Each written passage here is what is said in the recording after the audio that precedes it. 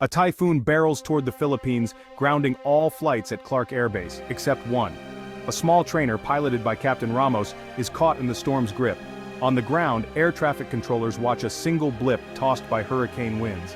This isn't just a test of skill, it's a test of character. Major David Levi, an Israeli test pilot, watches from the ground. He's seen combat, flown the world's most advanced jets, but today, he's about to learn something new.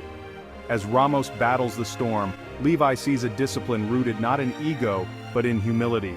This isn't just a story of landing a plane, it's about a lesson that will travel across continents. It's about how quiet virtues can speak louder than bravado. Levi came to the Philippines to teach, but he's about to become the student. The lesson he witnesses will reshape his understanding of leadership and piloting. It all begins with a single, graceful landing in the heart of a raging storm. This is the story of transformation, of how humility can be the greatest strength, a lesson that starts on a storm-swept runway and echoes far beyond. Sometimes the quietest moments leave the deepest mark. David Levi was forged in the Israeli Air Force, one of the world's toughest. From youth he chased perfection, sharp, confident, a master of flight. As a test pilot, he pushed aircraft to their limits, thriving on risk and precision. In his world, confidence was armor, humility, a weakness. When assigned to train pilots in the Philippines, he expected to teach, not to learn. He imagined a developing air force eager for his expertise.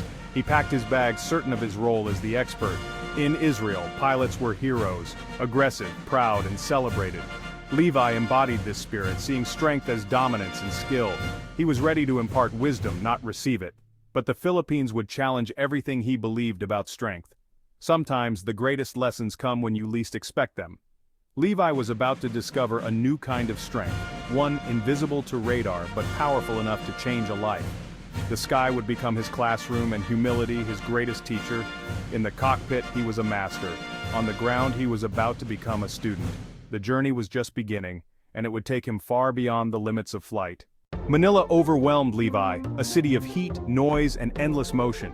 The airbase was modest, the equipment old, but the pride was unmistakable. Mechanics worked with quiet focus, the grounds were immaculate. Despite the chaos outside, inside the base was calm, disciplined order. What struck Levi most was the warmth, smiles, nods, a sense of family. Military and family life blended seamlessly, unlike the sterile bases he knew. Orders were given quietly, received with respect, no shouting, no bravado. Urgency was met with calm efficiency, not raised voices. It was discipline without aggression, an unspoken code.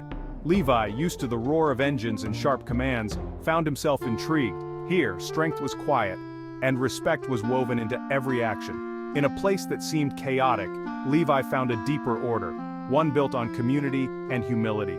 The power of quiet discipline was everywhere, if you knew where to look. Sometimes the strongest foundations are the ones you can't see.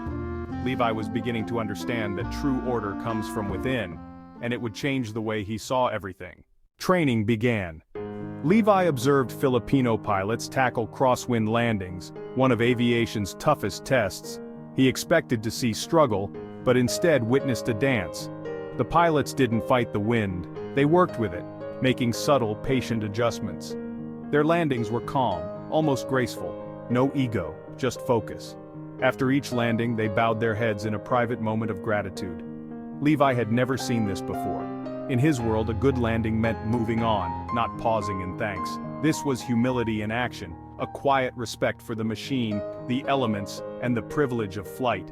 He watched, fascinated, as each landing became a lesson in spirit, not just skill. The best pilots here weren't the most aggressive, but the most respectful. Levi realized he was witnessing a philosophy, not just a technique.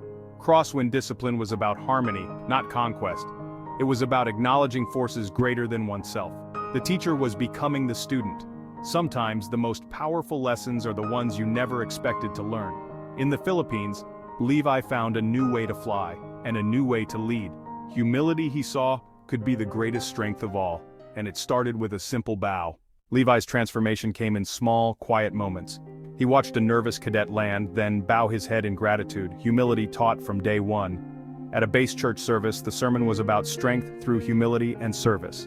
Levi saw the same spirit in the hangar. A mechanic paused to pray over an engine part, taking personal responsibility for a pilot's life. Even in the canteen, a cadet lifted his chair gently, showing respect in the smallest act. Everywhere, Levi saw the same gentle precision, the same humility. It was a culture of respect, from cockpit to chapel to cafeteria. For the Filipino pilots, humility wasn't weakness, it was the foundation of their discipline. Every action, no matter how small, reflected a deep sense of responsibility. Levi realized this was more than training, it was a way of life. The lesson was clear. True strength is found in quiet acts of care. In the Philippines, humility was as important as skill, and it was changing Levi, one small moment at a time. Sometimes the smallest gestures reveal the greatest truths. Respect, Levi learned, is the heart of real discipline. And humility, its quiet power. The lesson was everywhere, if you paid attention, and Levi was finally listening. Levi began to question his own flying, his aggressive style, his need for control. He saw now that it was pride, not mastery. The Filipino pilots showed him another way, flying with harmony, not dominance. He spent more time with cadets, listening as a peer, not just an instructor. For them, piloting was about guardianship, not heroics. Their humility drove their meticulousness and care. One day, after a perfect landing, Levi joined a cadet in bowing his head, a silent gesture that broke down his inner walls. He started flying differently, softening his touch, flowing with the wind instead of fighting it. It was hard, but his landings became smoother, his flying more graceful. Letting go of pride, Levi found a new strength in humility. He discovered that true mastery wasn't about control, but about partnership, with the machine, the elements, and the mission. The process became less a struggle, more a collaboration. Sometimes the greatest strength is in letting go. Levi was no longer just a teacher, he was a changed pilot. The lesson of humility had taken root, and it was transforming everything he did. In the quiet, he found power. The typhoon struck. Captain Ramos was forced to land in impossible conditions. Levi watched from the control tower, heart pounding as Ramos's calm voice came over the radio. No panic, just steady updates even as the storm raged. Ramos didn't fight the storm, he worked with it, making precise, gentle corrections. The plane appeared through the rain, crabbing against the wind but perfectly stable. It touched down softly, as if guided by an invisible hand. Relief swept the tower. On the radio, "Tower, Alpha Charlie 7 is on the ground." Levi knew in that cockpit Ramos was bowing his head in gratitude. It was the ultimate expression of Crosswind discipline, humility in the face of nature's fury. Ramos's landing was more than skill, it was faith, respect, and trust in action. Levi realized he'd witnessed something extraordinary. Sometimes the greatest acts of courage are the quietest. In the heart of the storm, humility had triumphed. The lesson was complete, and Levi would never forget it. In that moment, he understood the true meaning of strength. On his last day, Levi stood before the pilots he'd come to teach. He set aside his prepared speech, speaking from the heart. He told them how he'd arrived proud and certain, but was leaving changed. "I came to teach you about flying," he said, "but you taught me something far more important." He spoke of their respect, their humility, and how their way of flying reflected who they were. He described the bow after each landing, not as weakness, but as the ultimate strength. "We are not masters of the sky," he said, "we are its humble guests." He called their Crosswind discipline a technique for living, not just landing.